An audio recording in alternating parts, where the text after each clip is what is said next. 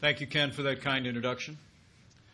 To members of the Board of Trustees, to Dr. Michael Pillsbury, to our distinguished guests, and to all of you who, true to your mission in this place, think about the future in unconventional ways. It is an honor to be back at the Hudson Institute. For more than half a century, this institute has dedicated itself to advancing global security, prosperity, and freedom. And while Hudson's hometowns have changed over the years, one thing has been constant. You've always advanced that vital truth, that American leadership lights the way. And today, speaking of leadership, allow me to begin by bringing greetings from a great champion of American leadership at home and abroad. I bring greetings from the 45th President of the United States of America, President Donald Trump.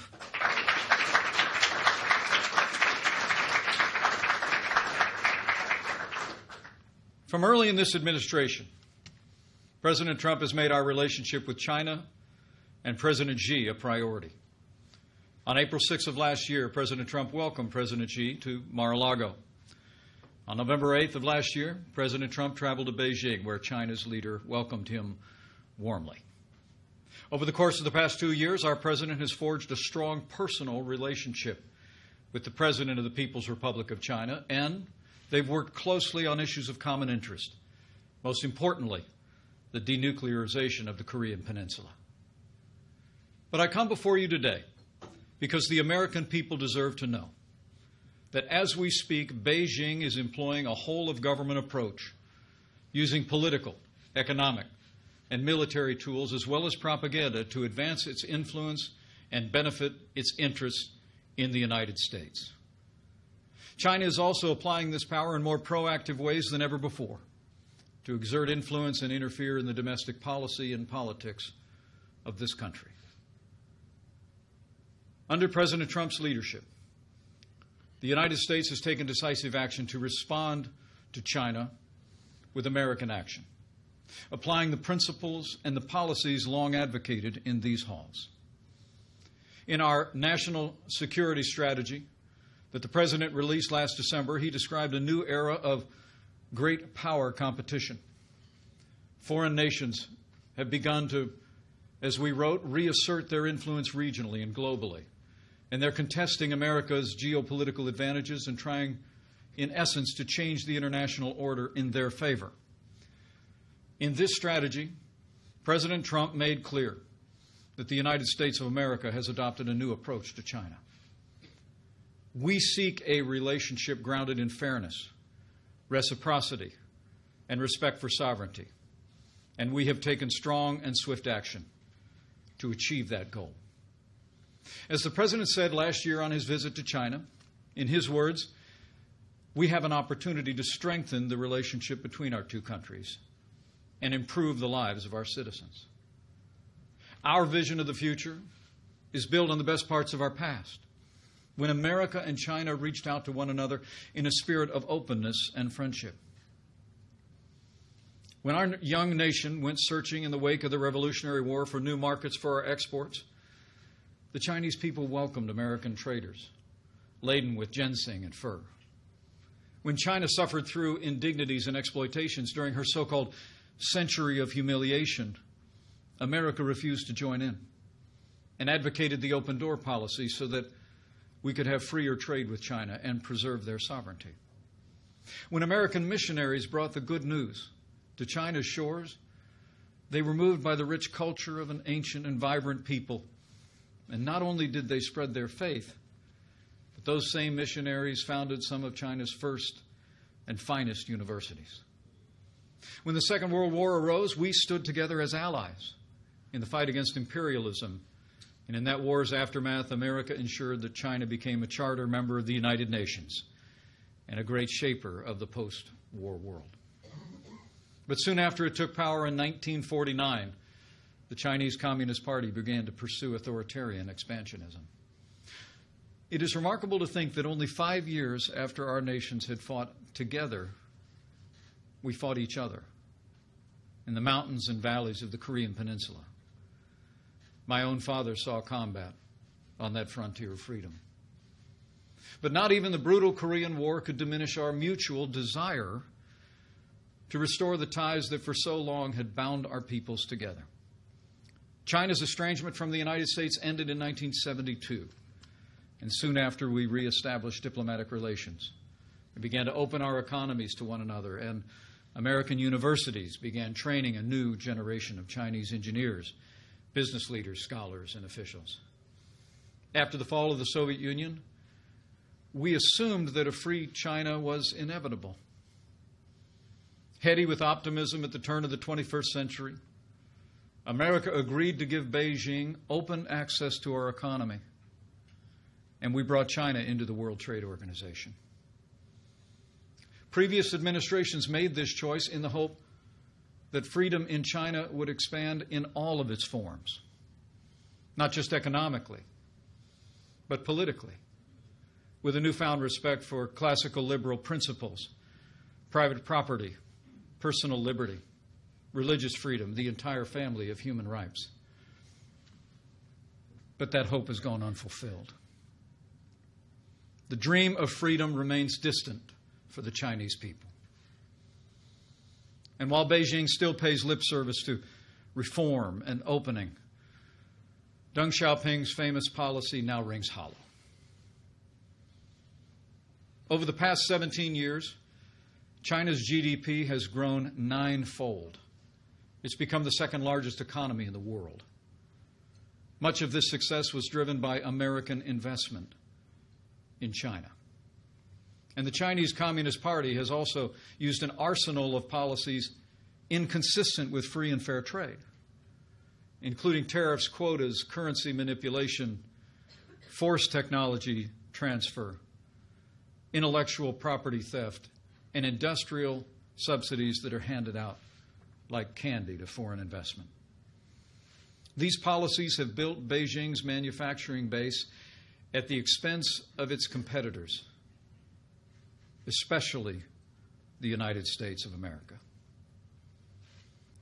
China's actions have contributed to a trade deficit with the United States that last year ran to $375 billion, nearly half of our global trade deficit.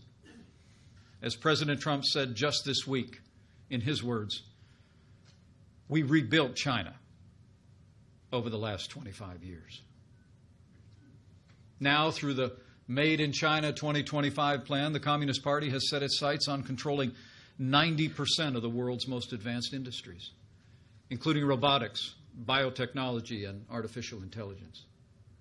To win the commanding heights of the 21st century economy, Beijing has directed its bureaucrats and businesses to obtain American intellectual property, the foundation of our economic leadership, by any means necessary.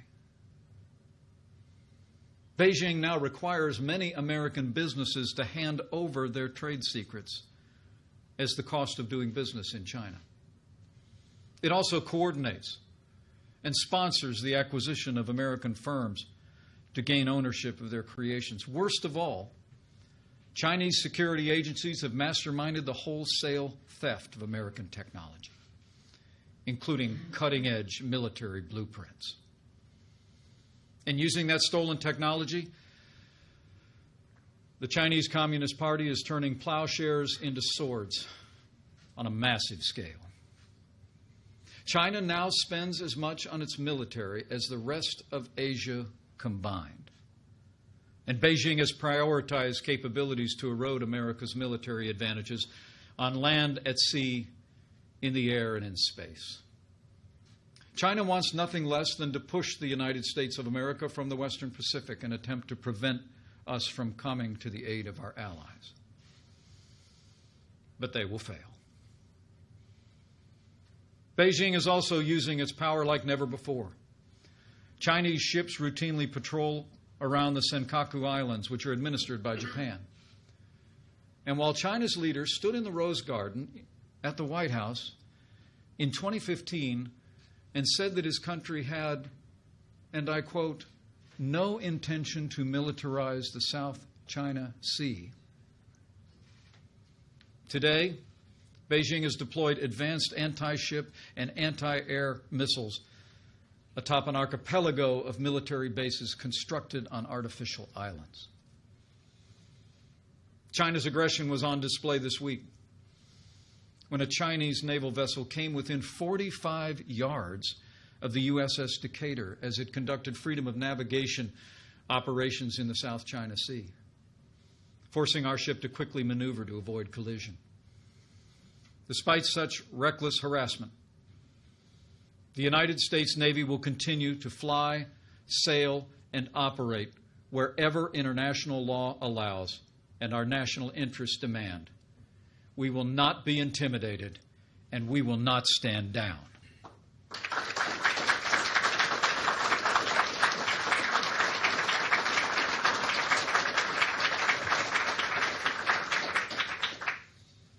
America had hoped that economic liberalization would bring China into a greater partnership with us and with the world. Instead, China has chosen economic aggression, which has in turn emboldened its growing military. Nor, as we had hoped, has Beijing moved toward greater freedom for its own people. For a time, Beijing inched toward greater liberty and respect for human rights. But in recent years, China has taken a sharp U-turn toward control and oppression of its own people.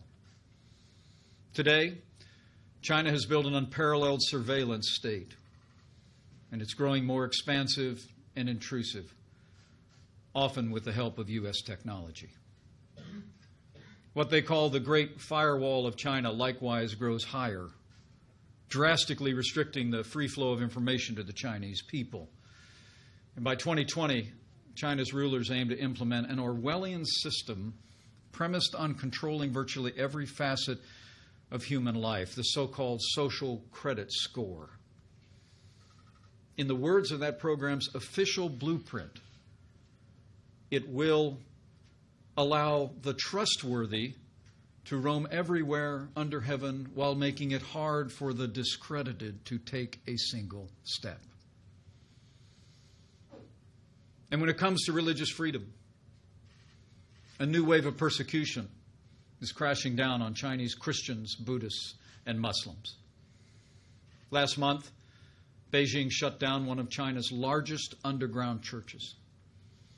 Across the country, authorities are tearing down crosses, burning Bibles, and imprisoning believers. And Beijing has now reached a deal with the Vatican that gives the avowedly atheist Communist Party a direct role in appointing Catholic bishops. For China's Christians, these are desperate times.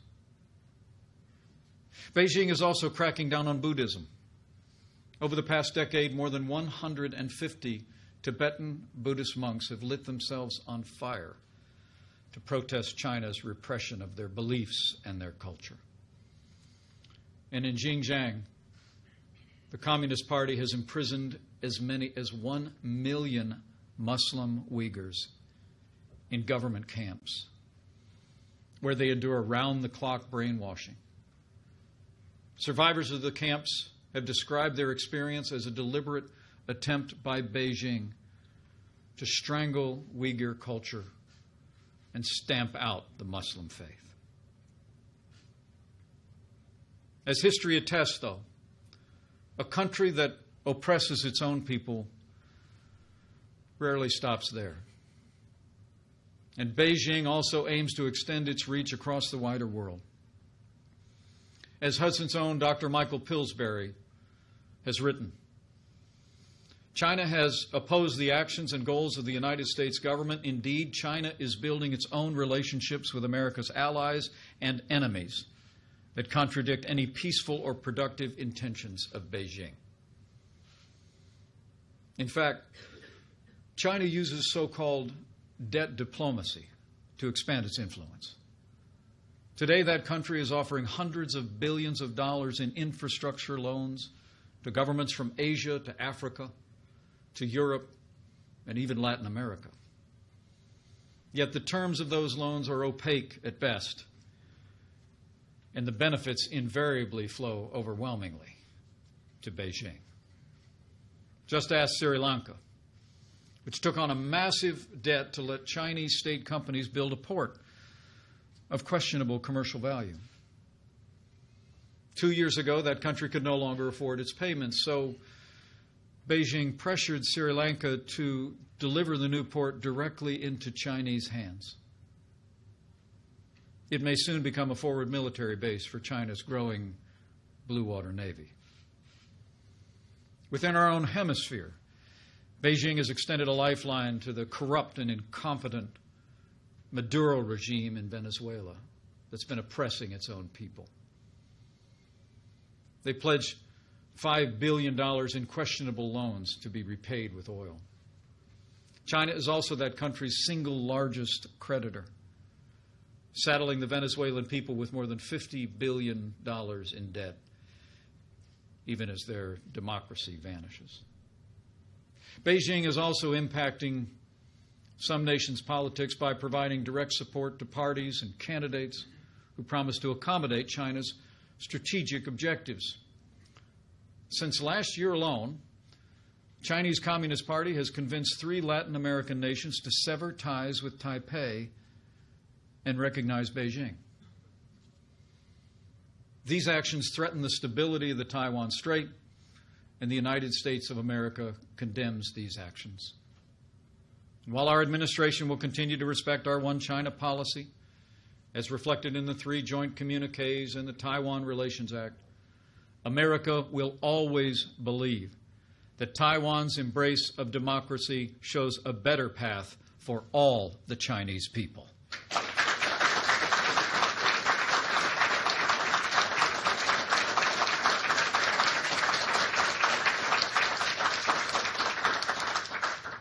Now, these are only a few of the ways that China has sought to advance its strategic interests across the world with growing intensity and sophistication.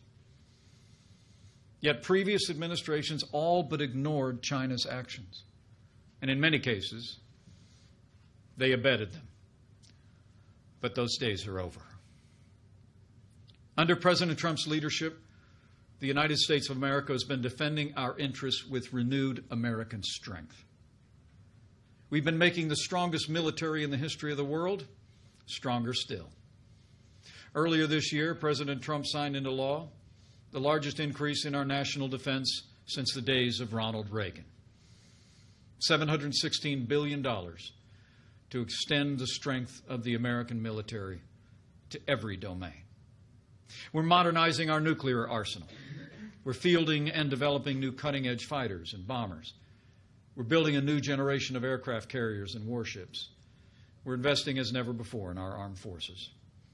And this includes initiating the process to establish the United States Space Force to ensure our continued dominance in space, and we've taken action to authorize increased capability in the cyber world to build deterrence against our adversaries. At President Trump's direction, we're also implementing tariffs on $250 billion in Chinese goods, with the highest tariffs specifically targeting the advanced industries that Beijing is trying to capture and control.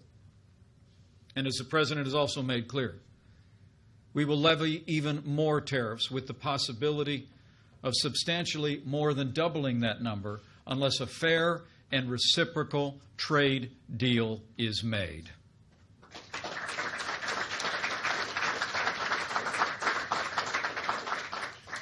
These actions, exercises in American strength, have had a major impact. China's largest stock exchange fell by 25% in the first 9 months of this year, in large part because our administration has been standing strong against Beijing's trade practices. As President Trump has made clear, we don't want China's markets to suffer. In fact, we want them to thrive. But the United States wants Beijing to pursue trade policies that are free, fair, and reciprocal, and we will continue to stand and demand that they do.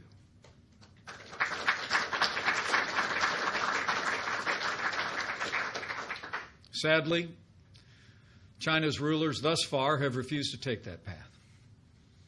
The American people deserve to know.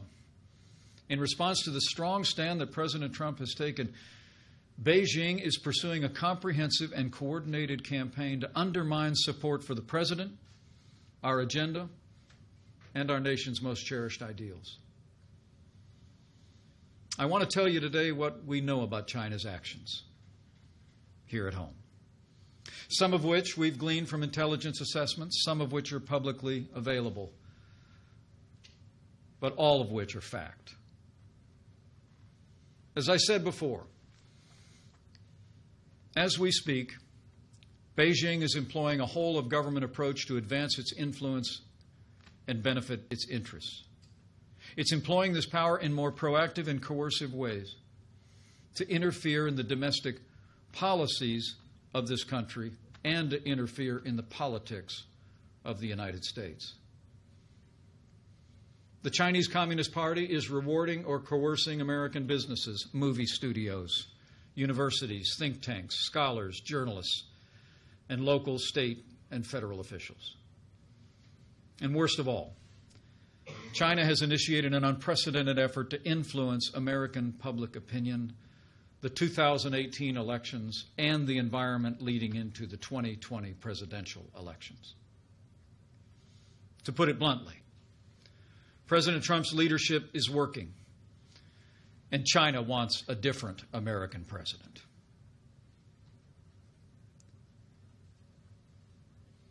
There can be no doubt. China is meddling in America's democracy. As President Trump said just last week, we have, in his words, found that China has been attempting to interfere in our upcoming midterm elections.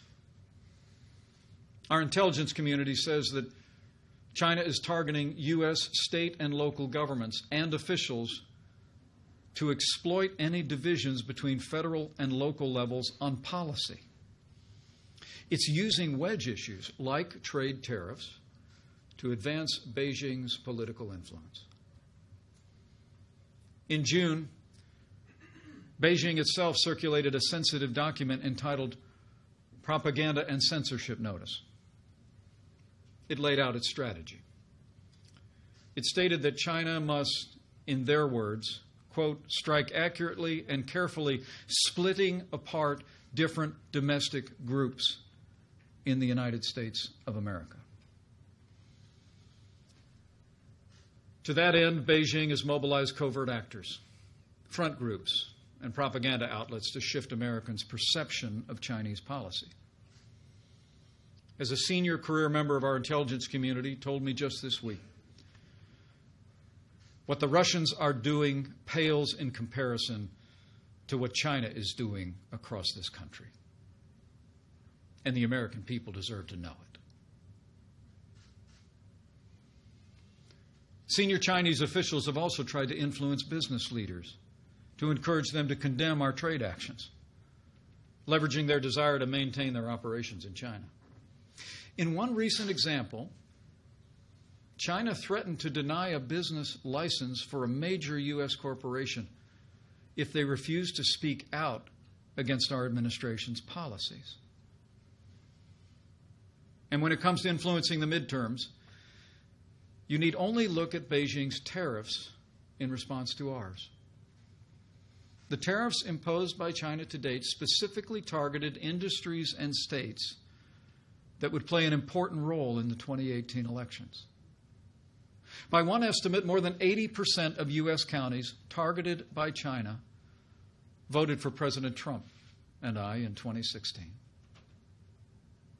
Now China wants to turn these voters against our administration. And China is also directly appealing to American voters. Last week, the Chinese government paid to have a multi-page supplement inserted into the Des Moines Register, the paper of record of the home state of our ambassador to China, and a pivotal state in 2018 and 2020. The supplement, designed to look like the news articles, cast our trade policies as reckless and harmful to Iowans. Fortunately, Americans aren't buying it. For example, American farmers are standing with this president and seeing real results from the strong stance that he's taken, including this week's U.S.-Mexico-Canada agreement, where we've substantially opened North American markets to U.S. products. The USMCA is a great win for American farmers and American manufacturers.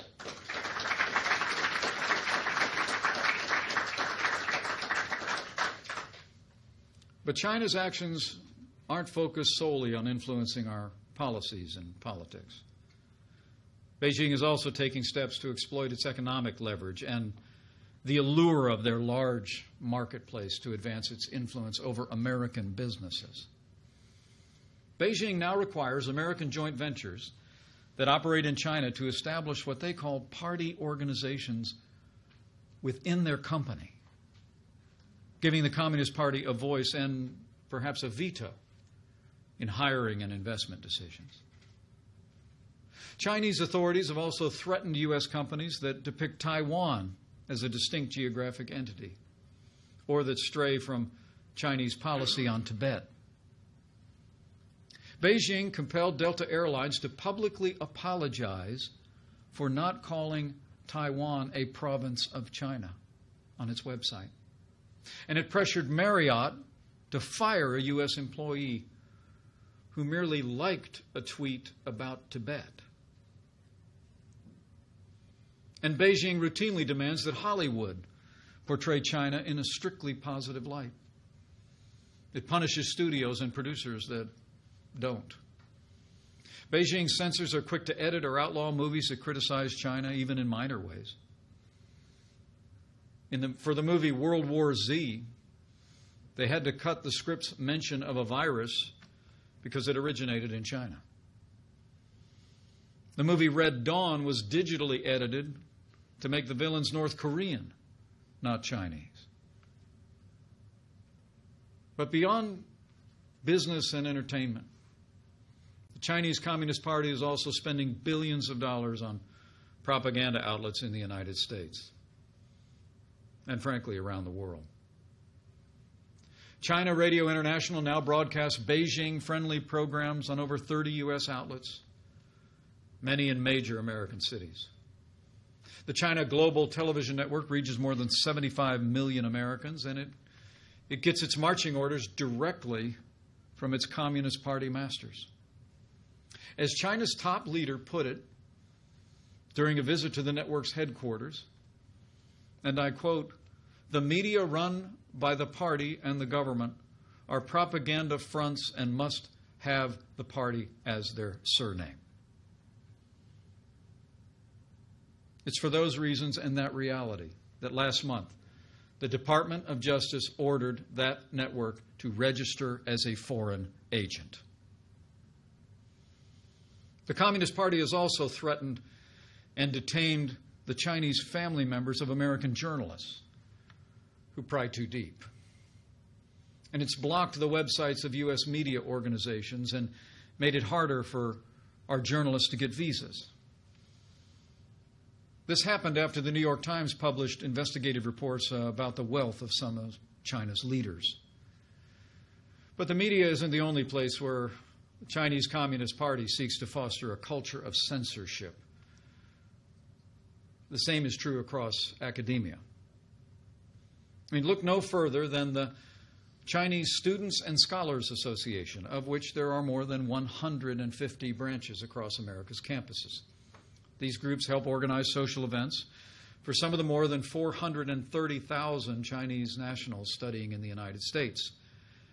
They also alert Chinese consulates and embassies when Chinese students and American schools stray from the Communist Party line.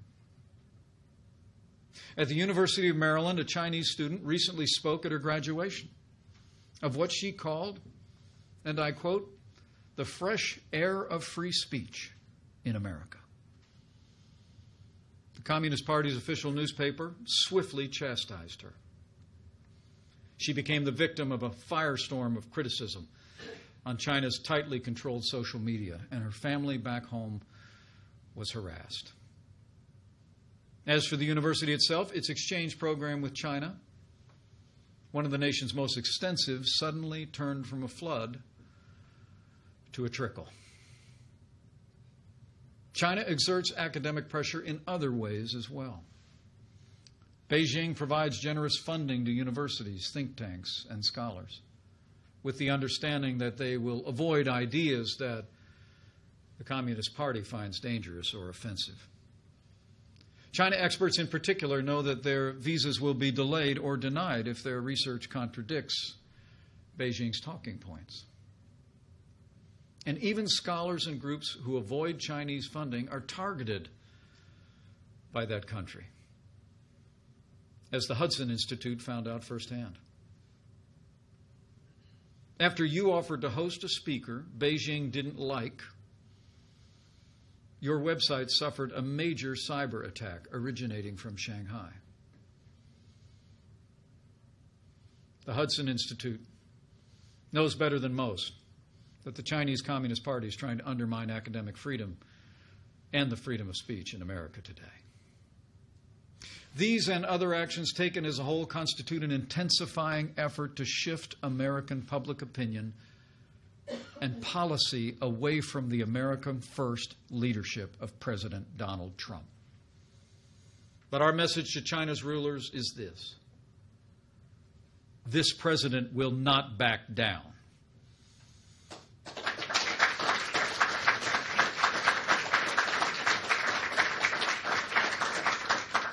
The American people will not be swayed, and we will continue to stand strong for our security and our economy, even as we hope for improved relations with Beijing. Our administration is going to continue to act decisively to protect America's interests, American jobs, and American security. As we rebuild our military, we will continue to assert American interests across the Indo-Pacific. As we respond to China's trade practices, we will continue to demand an economic relationship with China that is free, fair, and reciprocal. We will demand that Beijing break down its trade barriers, fulfill its obligations, fully open its economy, just as we have opened ours. We'll continue to take action against Beijing until the theft of American intellectual property ends once and for all. And we will continue to stand strong until Beijing stops the predatory practice of forced technology transfer. We will protect the private property interests of American enterprise.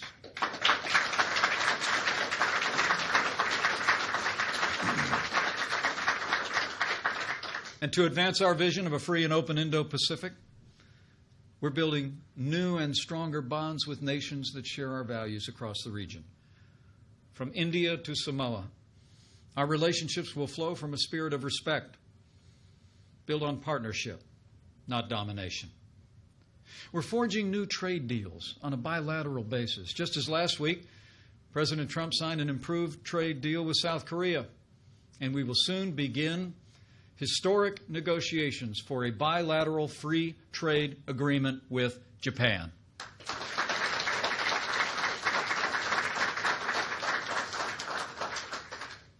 I'm also pleased to report that we're streamlining international development and finance programs. We'll be giving foreign nations a just and transparent alternative to China's debt trap diplomacy. In fact, this week, President Trump will sign the BUILD Act into law. Next month, it'll be my privilege to represent the United States in Singapore and Papua New Guinea at ASEAN and APEC. There, we will unveil new measures and programs to support a free and open Indo-Pacific. And on behalf of the President, I will deliver the message that America's commitment to the Indo-Pacific has never been stronger.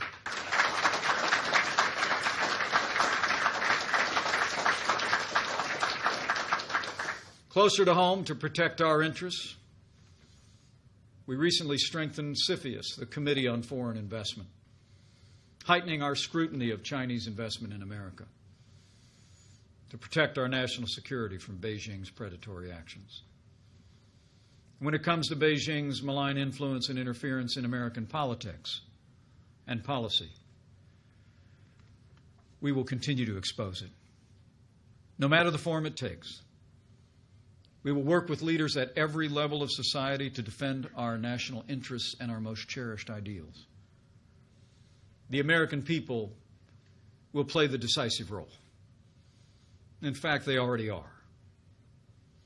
As we gather here, a new consensus on China is rising across America. More business leaders are thinking beyond the next quarter and thinking twice before diving in to the Chinese market if it means turning over their intellectual property or abetting Beijing's oppression. But more must follow suit. For example, Google should immediately end development of the Dragonfly app that will strengthen the Communist Party's censorship and compromise the privacy of Chinese customers.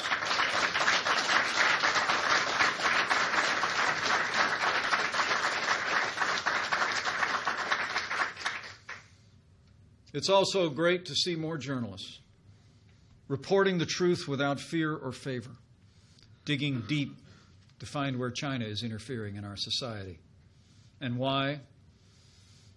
And we hope that American and global news organizations will continue to join this effort on an increasing basis.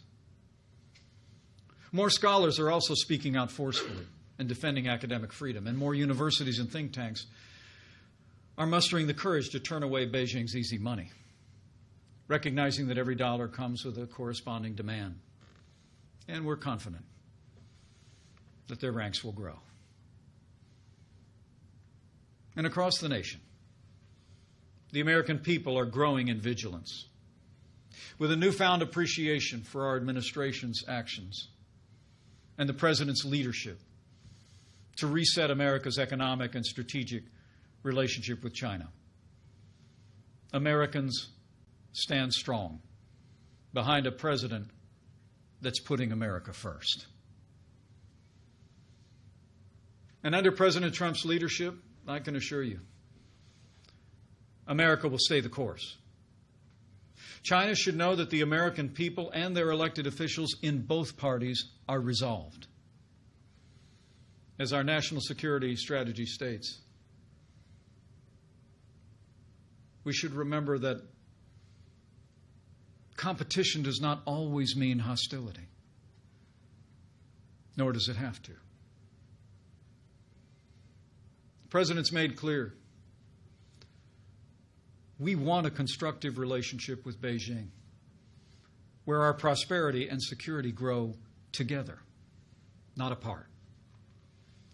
While Beijing has been moving further away from this vision, China's rulers can still change course and return to the spirit of reform and opening that characterize the beginning of this relationship decades ago. The American people want nothing more, and the Chinese people deserve nothing less. The great Chinese storyteller, Lu Xun, often lamented that his country, and he wrote, has either looked down at foreigners as brutes or up to them as saints, but never as equals. Today, America is reaching out our hand to China.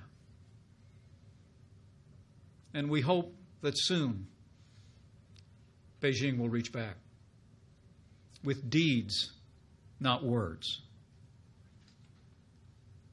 and with renewed respect for America.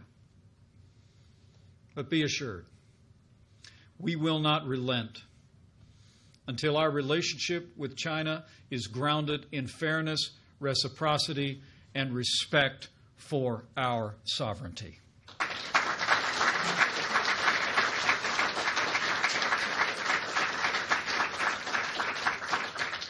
There's an ancient Chinese proverb that reads, "Men see only the present, but heaven sees the future." As we go forward,